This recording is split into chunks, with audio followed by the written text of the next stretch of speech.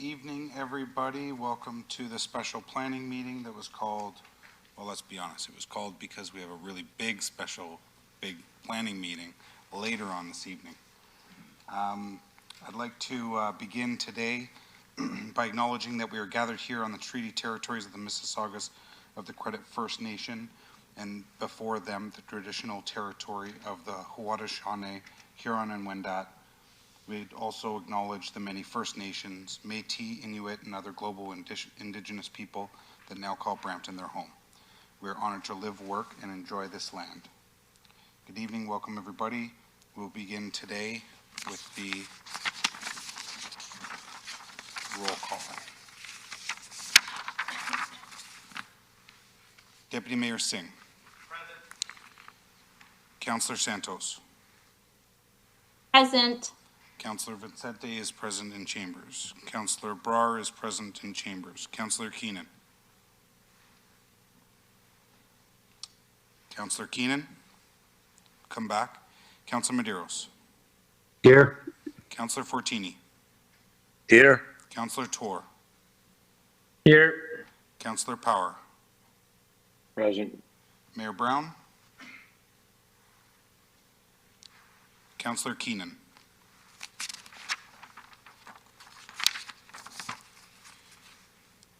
We're now at approval of the agenda. Are there any members that would like to add, delete, remove, rename anything in the agenda? Seeing one.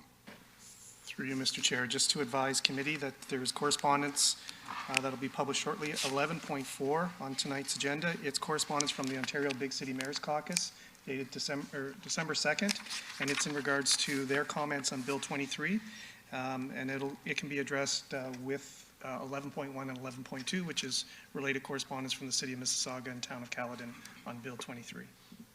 And sorry, Peter, that's Amo's comments? Ontario Big City Mayors. Ontario Big City Mayors. Yeah.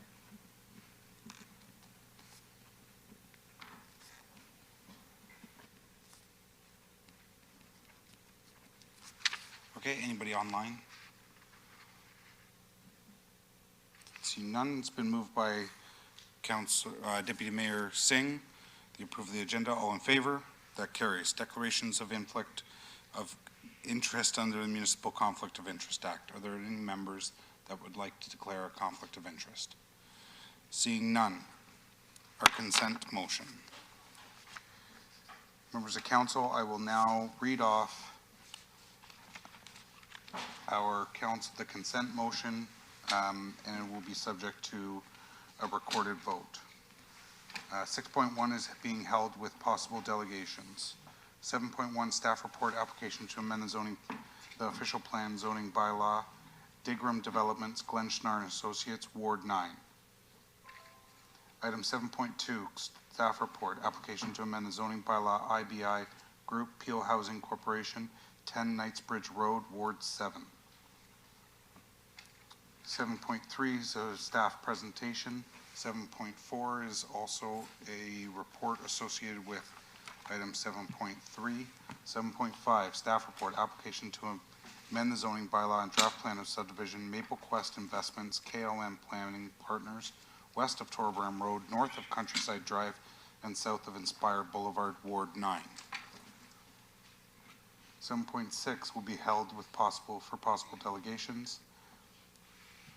9.1 is a discussion item at the request of Councillor Singh, Goods Movement.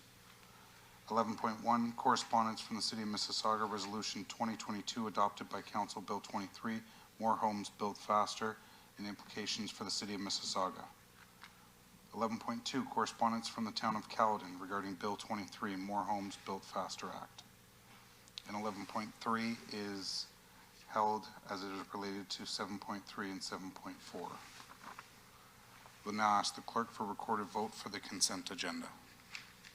And through you, Mr. Chair, if committee wishes, 11.4, which is correspondence from the Ontario Big City Mayors, can be received as well. Yep. So all in favor of the consent motion as indicated by the chair, please indicate. Councillor Tour.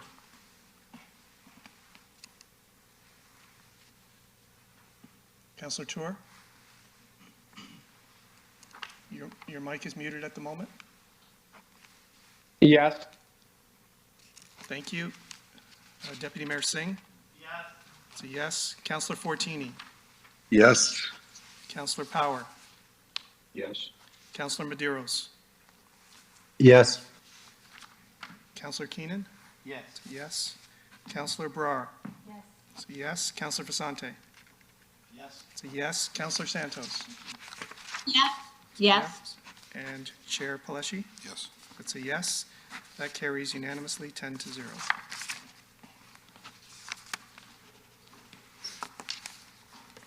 Our first item is 6.1, possible delegations regarding the amendment to the sign bylaw downtown revitalization. There was a notice regarding this matter was published on the city's website on November 25th, 2022. Peter, are there any delegations at this time? Through you, Mr. Chair, there are no registered or requested delegations online, and I'm just looking, is there anybody here who wishes to speak? And there does not appear to be. Are there members that wish to speak to item 7.6? If not, I'll bring it forward right at this time. Seeing none, I'll bring item 7.6, staff report proposed amendment to the sign bylaw as amended for the downtown revitalization plan. As no members wish to speak, Councillor Keenan, you'll move the staff report. All in favor? That carries.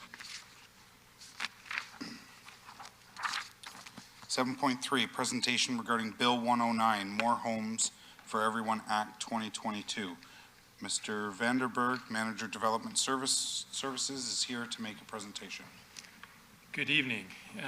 As Councilor Paleshi knows, I'm David Vanderberg. I'm Manager in the Development Services section, and I'll be giving an overview on our report on the proposed response to the development application fee refund requirements in Bill 109. I'll just wait a moment for my presentation to come up. Can you start with the next slide, please? First, I'll start with some background on Bill 109. So the province adopted it in April of this year, and the intent of the act was to increase housing supply, and it was a response to the province's Housing Affordability Task Force report of February also this year.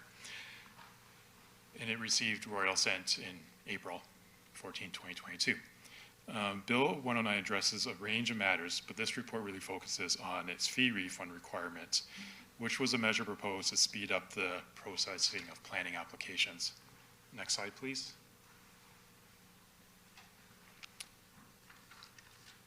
The table in this slide shows how the fee refund requirements work.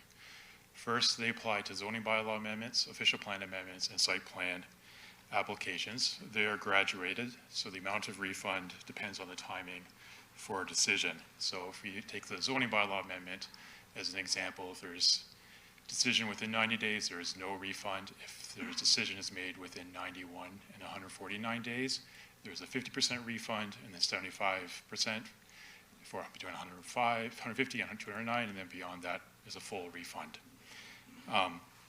It's important to note that the Bill 109 clock keeps ticking whether or not an application is with the city for its review, or with the applicant to address staff comments, or with an external agency to provide its clearance. These refund requirements present a significant challenge to our current methods of doing business. Simply put, they are short. Historically, we have not met them. For example, in 2021, if you were to apply those requirements, the city would have had to return essentially all 98.2% of the associated $5.4 million of revenue associated with those fees. As a note, the original bill introduced or applied these new fees or requirements to any applications submitted after January 1, 2023. However, the province recently announced an intent to delay that to July 1, but they still have to pass legislation to make that official. Next slide, please. Since April, staff has been working on developing strategies for responding to Bill 109. Three principles guided our work. First, we want to avoid giving refunds and minimize financial risk to the city. Two, we want to still achieve good development and do good planning. And three, we want the Bill 109 work to support and further our other continuous improvement efforts to make our review processes more efficient. Next slide, please. So the response that we're proposing includes a number of key changes. The first is to have additional reliance on the pre-consultation process to resolve and address issues early, to have early issue identification through non-statutory public engagement during the pre-con process, the more frequent use of holding provisions and changes to the site plan application process, and then a withdrawal and resubmission option. I'll be describing these in more detail in the remainder of the presentation. Next slide, please. But before getting into the specifics, I want to talk about the impact of the changes on the overall development approval process. Our current approach into reviewing development application is to have an iterative process with city staff, external agencies, and the applicant, where applications are refined so that staff can support them. It typically involves multiple submissions from the applicant. The Bill 109 refund requirements forces us to rethink that approach. It simply does not provide enough time for multiple submissions. Staff will generally be bringing forward a recommendation report saying on a zoning bylaw amendment on the application as it is first submitted. That is really the only way we're able to meet the timelines. In this system, then, the quality of the initial submission becomes very important, and much of the collaboration with applicants on the proposals will have to happen earlier in the process. And I'll go into a little more detail on how we plan to do that and later in the presentation. But before I do that, I did want to note two other changes that were described before. One is that we expect that there will be increased use of holding provision, which is a tool that attaches requirements to a zoning bylaw, say confirmation of servicing that must be met before the zoning fully takes effect.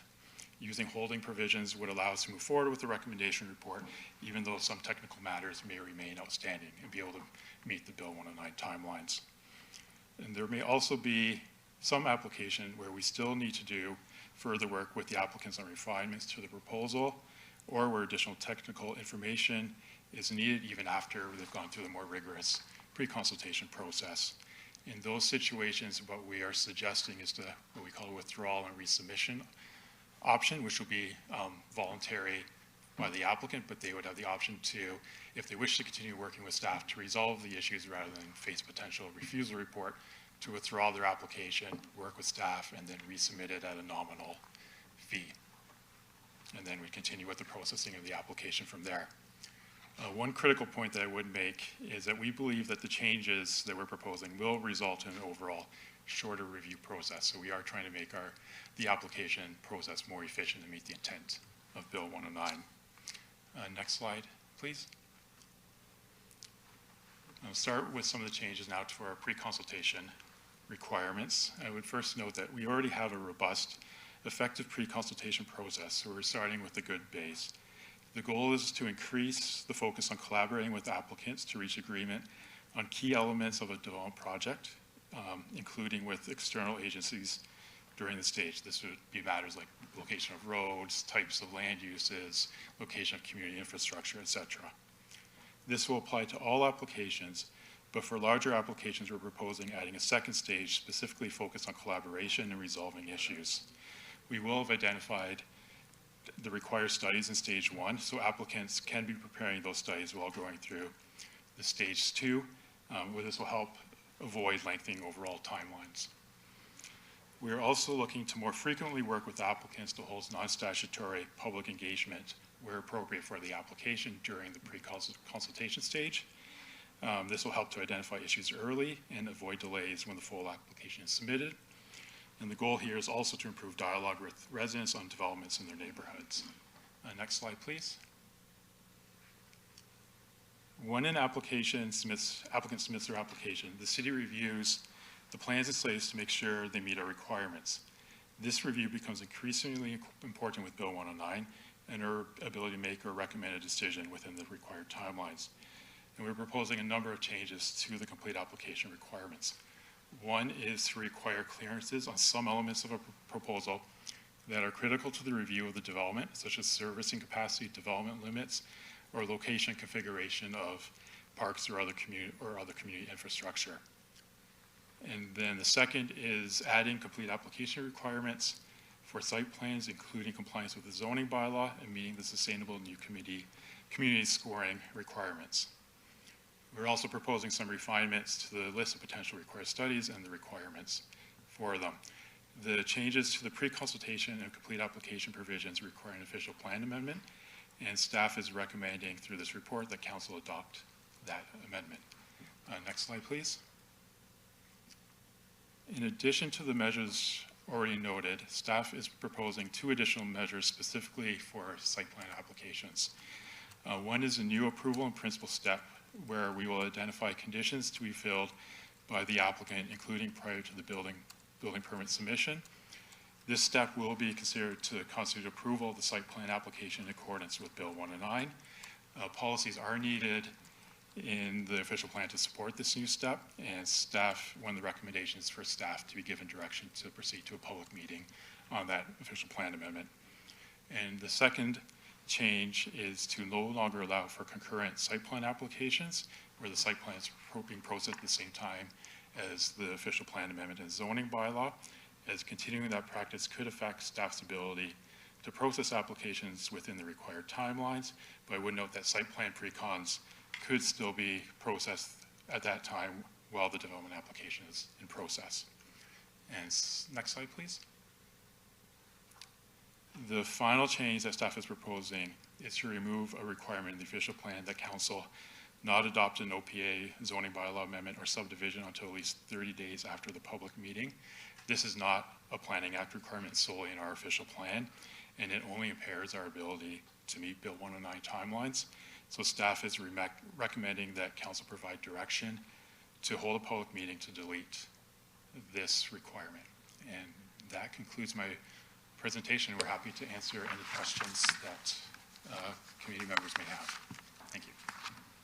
Thanks, David. Any members have any questions? Councillor Santos, are you on the board to ask a question?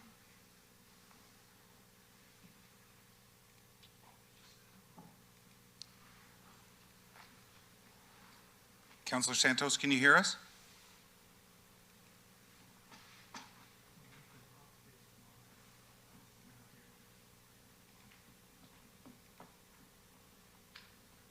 Councillor Santos, maybe if you can unplug it for 30 seconds, plug it back in, that'll probably work.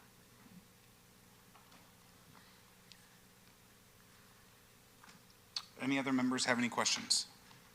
Seeing none, I guess I'll bring forward the correspondence from Build as well, and just ask that, I think with Build's comments, with respect to what, the great work that staff have done on this, may be going on to every municipality's comments towards the province right now, asking for additional information. So that being said, if we can just reach out to Build, have the conversation, provide them with the information that they're looking for, because I think, we're a little bit different than other levels of government. We actually do some of the technical work and provide that information prior to us putting forward a law. So if we can do that, I think Build would appreciate it. We definitely appreciate it, and let's see how this goes. And I appreciate all the work that staff's done on this. With that, Councillor Keenan, you'll move receipt of the staff presentation. All in favor? That carries.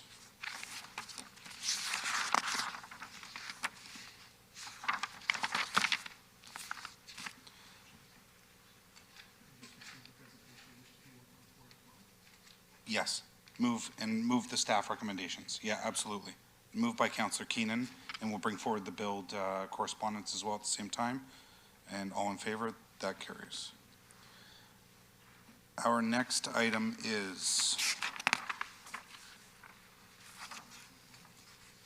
9.1, discussion of the request of Councillor Singh, Good Movement Road Network expansion within the Highway 427 Industrial Secondary Plan area. Deputy Mayor Singh. Thank you to you, Chair Paleshi. This has been an issue in Area 47, especially when it comes to the industrial side.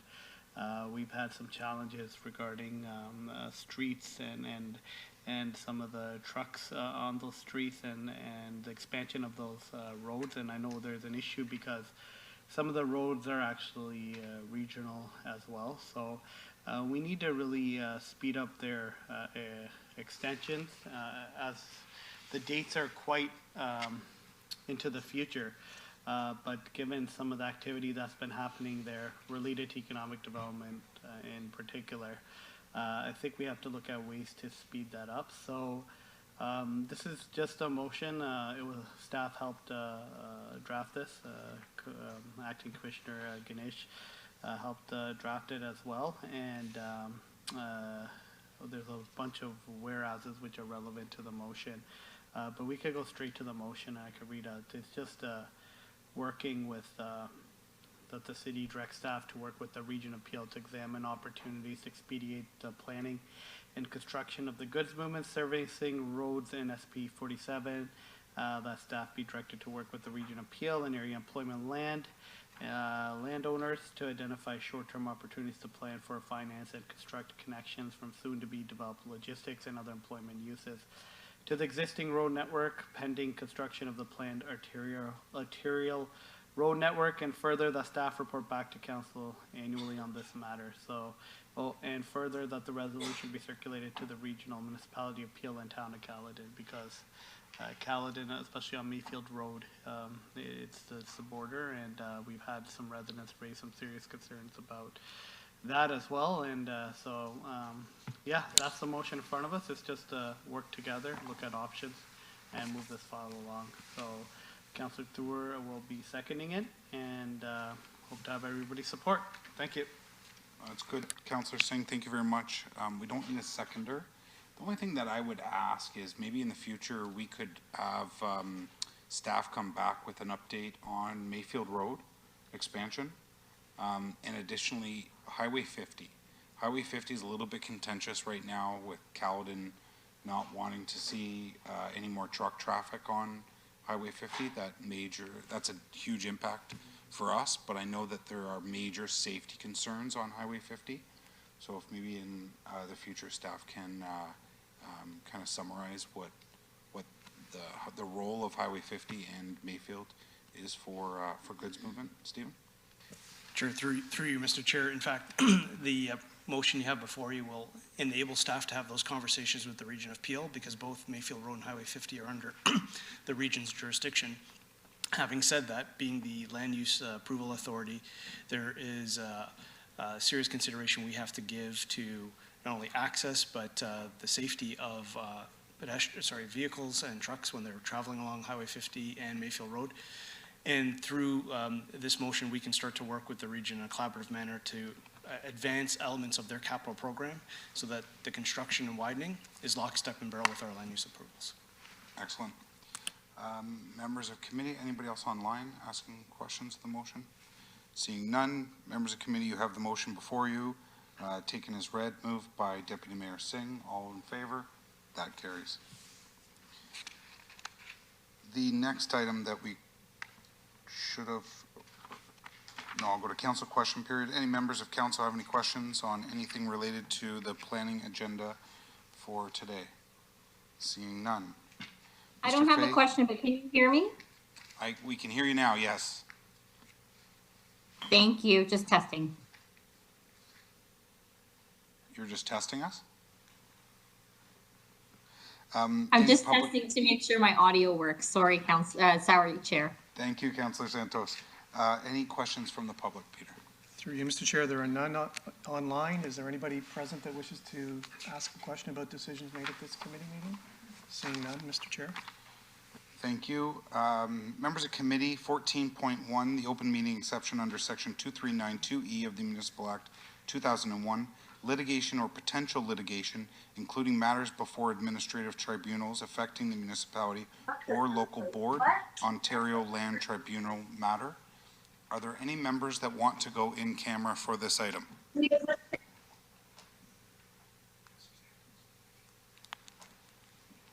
Any members online that would like to go in? It's been moved by Councillor Vincente. item 14.1. And if we can, is there a public motion coming out of that? Through you, Mr. Chair, there is not. It would be deemed, if this carries, committee not going into close, then direction will be deemed to be given in accordance with the report. All in favor? That carries. Been moved by Councillor Brar, adjournment. Our next regular scheduled meeting is in an hour and a half. We will see everybody there, get some coffee, get something to eat. We'll see what we can do. There's lots of people coming. It'll be a very good night. Thanks, everybody.